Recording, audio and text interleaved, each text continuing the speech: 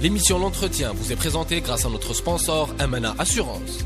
La protection du capital humain choisie par les entreprises leaders algériennes. www.amana.dz.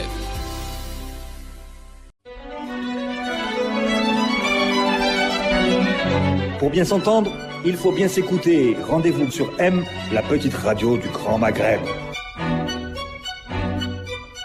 Amis auditeurs, bonjour. L'entretien a le plaisir d'accueillir ce matin Madame Hassina Oussedik, directrice de Amnesty International en Algérie. Madame Hassina Oussedik, bonjour. Bonjour. Vous avez présenté tout à l'heure le rapport mondial de 2017-2018 d'Amnesty International sur la situation des droits humains dans le monde. Vous nous avez fait l'amitié de venir en parler d'abord sur Radio M ce matin. Comment va la situation des droits de l'homme en 2017-2018 ? Alors, la situation des droits de l'homme dans les 159 États et territoires que couvre le rapport d'Amnesty International se caractérise par trois grandes tendances. La montée des discours de diabolisation de l'autre et de ces discours qui, malheureusement, passent également par des actions des États. Alors, ce que je vais vous proposer, c'est de nous citer les trois tendances tout de suite. D'accord. Et puis, on va les sérier une par une parce que dans chacune, il y a beaucoup à dire. D'accord. Alors, il y a comme je disais, ces discours et malheureusement le passage à l'action des États. La deuxième tendance internationale concerne les conséquences des politiques d'austérité sur les violations des droits humains, notamment économiques et sociaux, et qui font que des millions de personnes se retrouvent à vivre dans une grande précarité, sont poussées également donc à sortir dans les rues pour manifester pour leurs droits. Et la troisième tendance concerne toutes les atteintes qui sont faites aux mouvements sociaux, à la liberté d'expression des citoyens, des citoyennes du monde. La répression est la solution choisie par les États pour réprimer toute dissidence. J'ai choisi également ces trois grandes tendances parce que dans ces grandes tendances, on peut remarquer les manquements des États en matière de protection des droits humains. Et ce qui intéresse nos éditeurs également, je pense, c'est de voir quels sont également l'impact de ces tendances au niveau de l'Algérie. De l'Algérie, bien sûr. Alors, dans la première tendance, donc on a bien noté, diabolisation et discours de haine vis-à-vis de l'autre, ça, c'est une tendance qui s'est accentuée en 2017 et qui a, je crois, été marquée, en lisant le rapport, par des changements de paradigme, puisque maintenant, on passe à l'acte. Absolument. La première tentative en janvier 2017, ça a été par le président Trump avec le décret anti-musulman. Et du coup, qui a donné la tonalité de l'année. Absolument. Et du coup, on a vu des discours racistes devenir de plus en plus virulents et se propager envers toute minorité, qu'elle soit de sexe, religieuse ou d'ethnie. Ce qui a été, et on a vu également... Vous dites que le discours haineux, le Muslim ban a libéré un peu, pas seulement l'islamophobie, mais un peu toutes les agressions contre les minorités, c'est ça ? Absolument. Et il faut bien noter qu'il semblerait bien que les États utilisent ces discours de haine parce que leur population ont des angoisses sur l'avenir, donc c'est instrumentalisé pour en fait garder le pouvoir. Et c'est pour ça qu'on voit aussi très peu de réactions vers ces discours. Et on peut également noter que les entreprises, par exemple, qui gèrent les réseaux sociaux, ont aussi très peu de réactions pour juguler tous ces discours de haine. Et malheureusement, on a vu également qu'en Algérie, l'année 2007 a été marquée par ce genre de discours. On a pu le noter, le constater à propos des minorités ahmadites qui ont été poursuivies injustement. Il semblerait que là, un certain nombre de personnes soient libérées, mais elles ont quand même été stigmatisées durant cette année. Et la deuxième stigmatisation a concerné les migrants, et notamment les migrants subsahariens. Non seulement on a eu des discours de haine sur les réseaux sociaux, avec appel au meurtre, et on verra aussi des discours de haine par des personnes publiques. Là aussi, il faut noter avec satisfaction qu'une partie de la société civile algérienne a vivement réagi par rapport à ces discours à caractère racial, en disant « je suis africain, je suis africaine » sur les réseaux sociaux. Par contre, il est à regretter que les autorités algériennes n'aient pas eu de poursuite pénale, parce que l'appel au meurtre devrait la réponse de l'État devrait être une poursuite pénale. Non seulement on n'a pas eu ces actions, mais surtout on a eu également des actions venant des autorités. On peut se rappeler l'interdiction de monter dans les bus. Dans les transports publics en général. Dans les transports publics, qui là aussi, grâce à la mobilisation de la société algérienne, cette interdiction a été levée. Et le deuxième fait le plus marquant, c'est les vagues d'expulsion collective qu'on a eues envers les Africains subsahariens. Ces vagues d'expulsion sont une violation de droits fondamentaux. Ces personnes ont été expulsées collectivement, alors que, selon les normes internationales, il aurait fallu que l'État algérien étudie au cas par cas, parce que les situations sont très variées. Il y a des réfugiés qui ont un statut délivré par le Haut Commissariat des droits de l'homme, il y a des demandeurs d'asile, il y a des migrants. Alors, on comprend tout à fait que l'État algérien a le devoir, je dirais, de lutter contre tous les réseaux mafieux qui, c'est vrai, lors de ces passages de mouvements de population gérant un peu ces mouvements, mais la manière qui a été adoptée est contraire aux droits humains. Parce que ça a été une réponse collective qui a stigmatisé les Africains subsahariens. Et c'est pointé dans le rapport, dans la partie qui est dédiée à l'Algérie, dans votre rapport. Absolument. Et ça, il faut s'alarmer le plus vite possible. Parce qu'on voit bien que lorsqu'une société commence à discriminer une minorité, lorsqu'elle commence à lui enlever des droits fondamentaux, ça peut conduire à des phénomènes de violence massive qui, dans les conséquences humaines, sont absolument désastreuses. Et je crois que tout le monde a les images de l'exode des Rohingyas au Myanmar.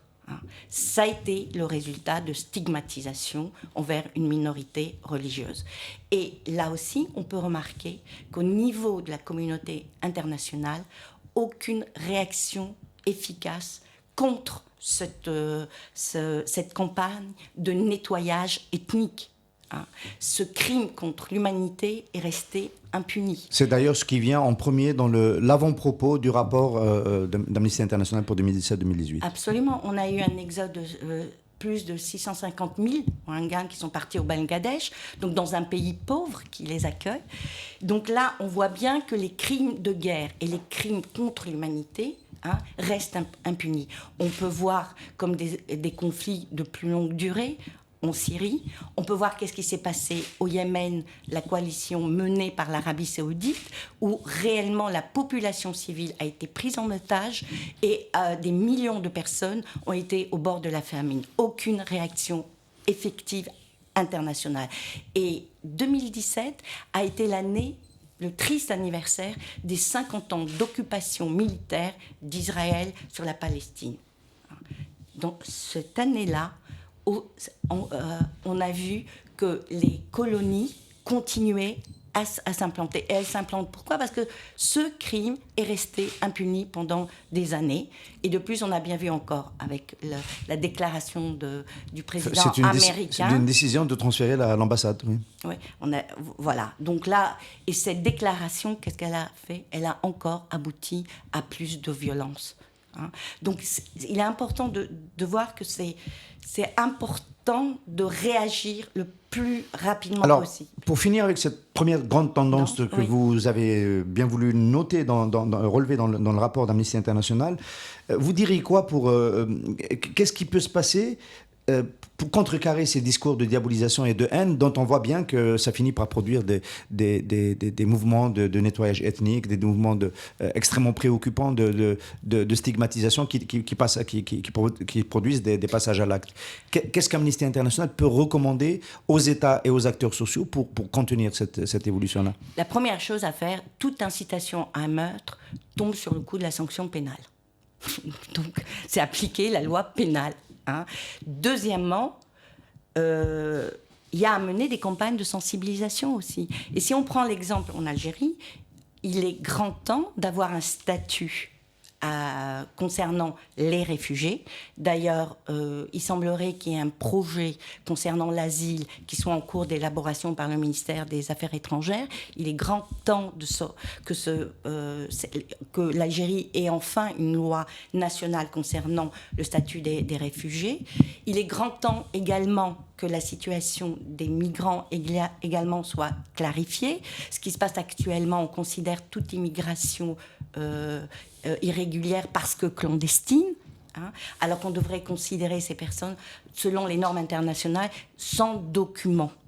Et on voit bien que ces personnes quittent leur pays parce qu'elles fuient des situations d'insécurité. Et elles viennent dans d'autres pays pour demander protection. Et l'Algérie a le devoir et l'obligation d'accueillir les réfugiés dans son pays, dans notre pays, et donc d'avoir une loi adéquate et également une administration efficace pour que ces personnes puissent jouir de leurs droits fondamentaux comme les Algériens et les Algériennes. Alors, deuxième tendance, Madame Moussedir, ce matin, dans le rapport d'Amnesty International pour 2017-2018 sur la situation des droits humains dans le monde, les dégâts des politiques d'austérité. Absolument. L'austérité concerne les droits humains. Alors, on peut se demander comment, pourquoi, mais parce qu'on voit bien actuellement que les conséquences des mesures d'austérité touchent la vie quotidienne des personnes. Elles n'ont pas accès à l'eau, elles n'ont pas de denrées alimentaires, elles n'arrivent plus à se nourrir. Donc, ça entraîne un certain nombre de violations des droits humains qui font que des millions de personnes se retrouvent à vivre dans des situations intolérables. Et il est à craindre aussi que ces millions de personnes vont continuer à augmenter. Selon des études, plus des 2/3 des pays du monde subiront les conséquences de l'austérité. Ce qui veut dire aussi que plus de 6 milliards de personnes vont être affectées par ces mesures d'austérité dans les 3 prochaines années. Et là, on voit bien que les États, quelles solutions ils amènent quelles réponses ils amènent à ce problème, ils ne s'attaquent pas aux causes réelles qui font qu'il y ait plus de pauvreté, plus d'inégalités. Ils ont une réponse répressive lorsque ces personnes manifestent dans la rue, lorsqu'il y a des mouvements sociaux qui sortent pour dénoncer tous les effets néfastes de ces mesures d'austérité. Alors, des mouvements sociaux en réaction aux politiques d'austérité des États, c'est exactement l'actualité dans laquelle nous vivons en Algérie en 2017, aujourd'hui encore plus d'ailleurs. Vous dites quoi donc sur la manière de répondre de l'État algérien face aux revendications sociales? Elle est répressive. Elle est répressive. Et je crois que tout le monde a en tête ces images, des vidéos où on a vu des policiers frapper des médecins résidents. Ça a choqué, ça nous a tous choqués. Donc, il est clair que là, il y a eu une utilisation injustifiée et abusive de la force envers une manifestation pacifique. Donc, et là, c'est important de rappeler que malheureusement, en Algérie, on a toujours un décret qui interdit de manifester à Alger. Il est grand temps que l'Algérie abroge ce décret. Parce qu'il est en conflit avec quelle disposition Avec la Constitution qui nous donne le droit de manifester. Et d'ailleurs, cette année, il y a eu une déclaration du ministre de l'Intérieur qui présente comme un des projets l'adoption d'une nouvelle loi concernant les manifestations en Algérie.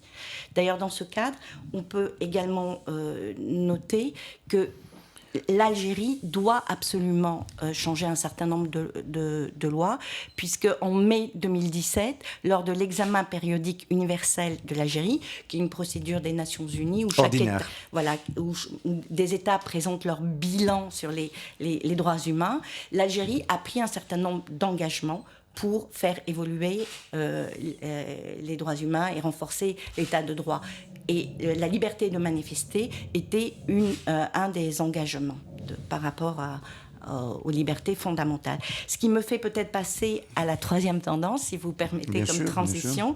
La troisième tendance internationale concerne toutes les attaques qu'on a des États pour vraiment réduire au silence toutes les personnes qui expriment des protestations. Alors, sur ce plateau, on a souvent tendance un petit peu à être plutôt sombre sur la conjoncture algérienne. J'ai lu des choses choquantes sur la Colombie. Plus de 100 militants de droits humanitaires assassinés en 2017. Oui. En Colombie, il y a une contre-violence organisée par les paramilitaires contre tous ceux qui luttent pour l'application de l'accord, pour protéger la nature, pour le commerce équitable, etc. Et pour le respect des droits humains. C'est affolant qu'il y ait encore dans des pays comme cela, dans le monde, des pratiques de barbouze. Dieu merci, on n'est pas à ce niveau-là en Algérie. C'est pour ça que j'en parle. Oui. Mais il y a des attaques en règle, ce n'est pas directement l'État dans ce cas-là, mais la responsabilité des États est engagée. Absolument. Il est clair que, si vous voulez, vous faites une comparaison avec l'Algérie. L'Algérie est un pays stable dans la région. Donc, on voit bien ce qui se passe dans nos frontières. C'est pour ça aussi qu'on a des migrants subsahariens. C'est pour ça aussi que des réfugiés viennent dans notre pays. Donc, ça, c'est le résultat de notre stabilité dans la région. Mais il est vrai qu'on voit bien que les attaques contre les libertés fondamentales, en ce moment, se passent dans le monde entier, même en Europe. Au nom de politiques, par exemple, sécuritaires. La France a abrogé l'état d'urgence, mais un certain nombre de dispositions concernant la lutte contre le terrorisme ont été intégrées dans le droit commun. On voit bien en Turquie, on voit bien comment cette année, il y a eu une répression absolument féroce contre les journalistes, contre les défenseurs des droits humains, contre les membres d'associations. D'ailleurs, même la section d'Amnesty International a été touchée, puisque le président d'Amnesty International Turquie a été arrêté et toujours en détention. La directrice a été arrêtée, mais elle a eu la chance d'être libérée le mois dernier. On voit bien aussi en Russie comment là aussi toutes les manifestations sont réprimées, les ONG arrêtées. On peut le voir en Afrique, lors des dernières élections dans un grand nombre de pays, il y a eu également une répression. On peut également le voir dans la région, et on l'a vu... Au Maghreb. Oui, au Maghreb, avec le Maroc, et notamment les manifestations pacifiques dans le Rif. On a pu le constater aussi en Égypte, où là aussi il y a eu une répression assez dure envers des ONG qui ont été carrément fermées, où on a gelé leur avoir. Et également, donc, ce qui nous fait arriver à l'Algérie. Donc, on voit bien que, comme vous avez dit, les manifestations pacifiques sont toujours réprimées. On voit bien que les associations algériennes ne bénéficient pas d'un statut qui leur permet de travailler en toute sérénité. Et ça, je pense que c'est très important de le mentionner. Il est important que la société civile puisse jouer son rôle au sein de son pays. Alors juste 2017 par rapport aux années précédentes, est-ce que c'est une dégradation par rapport à ce critérium de la liberté des droits humains, etc. En Algérie, comment vous situerez 2017 ? En 2016, il y a eu Gherdaya, il y a eu des manifestations qui ont été réprimées un peu partout. Voilà, d'une année à l'autre, comment ça a pu évoluer ? Écoutez, je crois qu'on est dans cette même situation qui est complexe. Hein. Je crois qu'au niveau de la situation des droits humains en Algérie, c'est assez complexe parce qu'on ne comprend pas très bien toujours, quand on est militant des droits humains, quelle est la vision et quelle est la stratégie de l'État algérien vis-à-vis des droits humains. Si je reprends l'exemple des migrants, l'année dernière, on a eu des discours contradictoires sur les migrants en quelques mois. Hein. On les a traités de tous les noms et il fallait s'en débarrasser.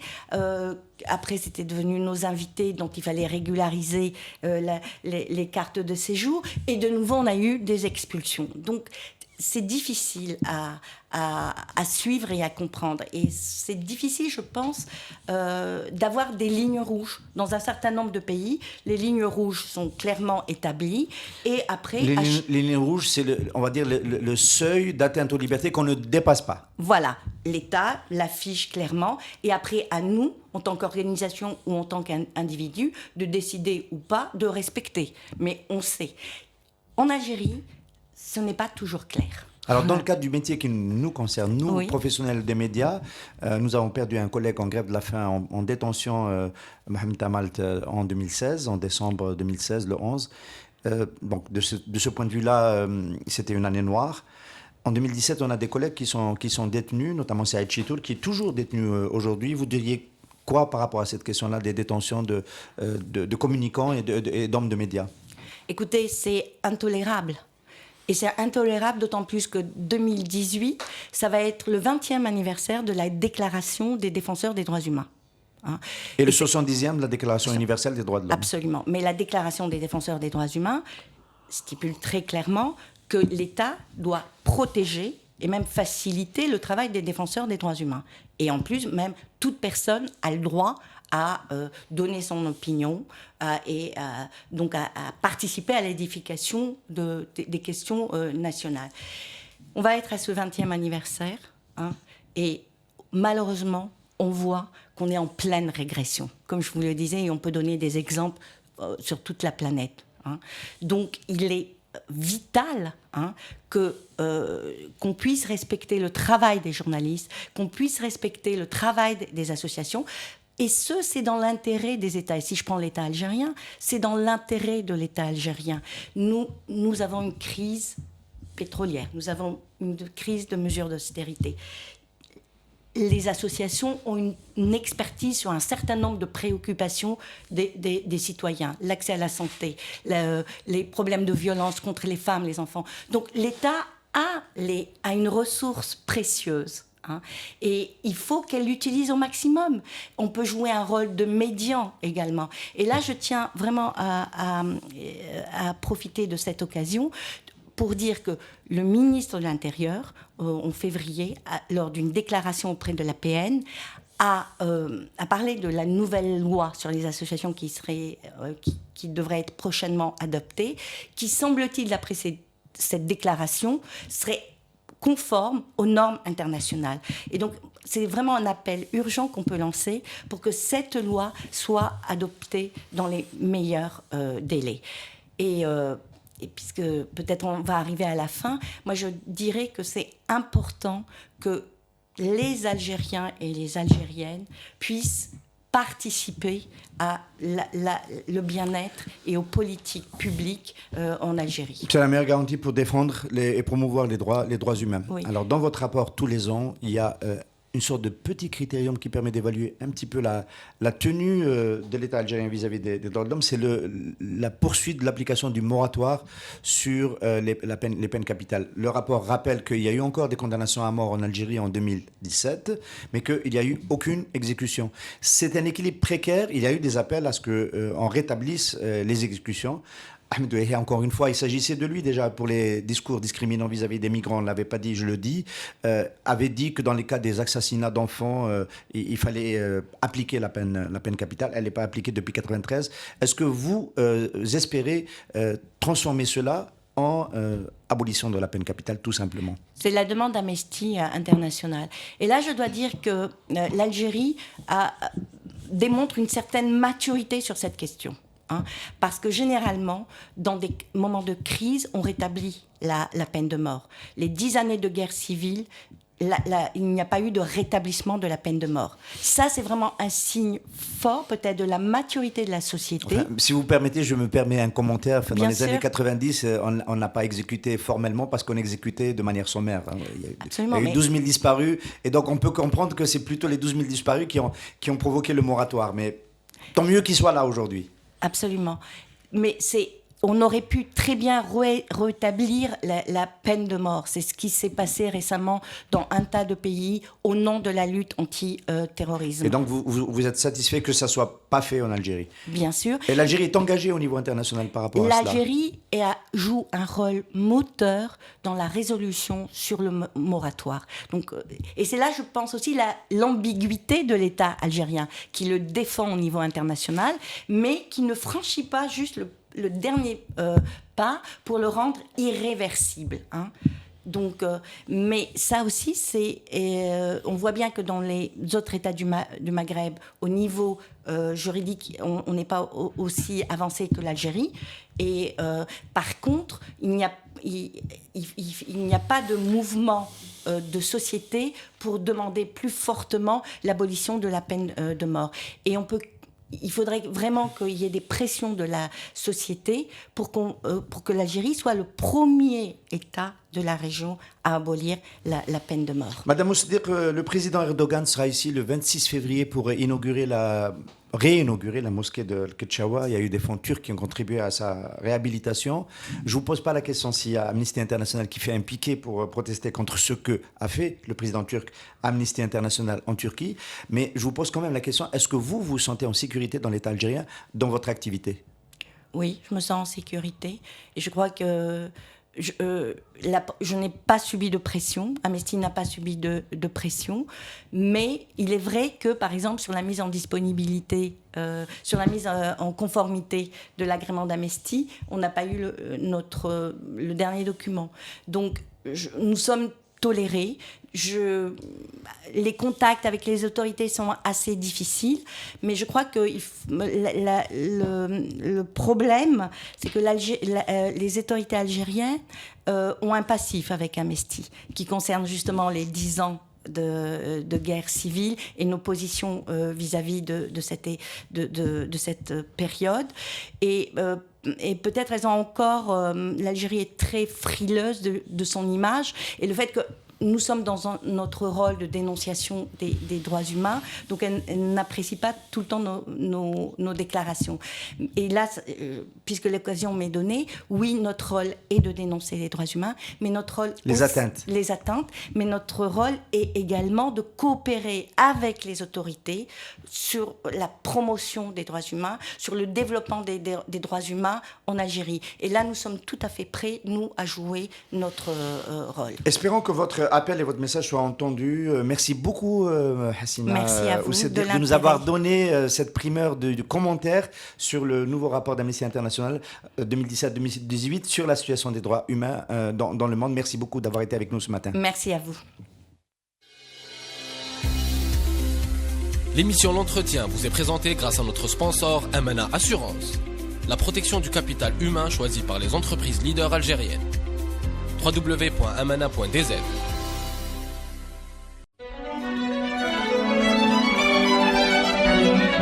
Pour bien s'entendre, il faut bien s'écouter. Rendez-vous sur M, la petite radio du Grand Maghreb.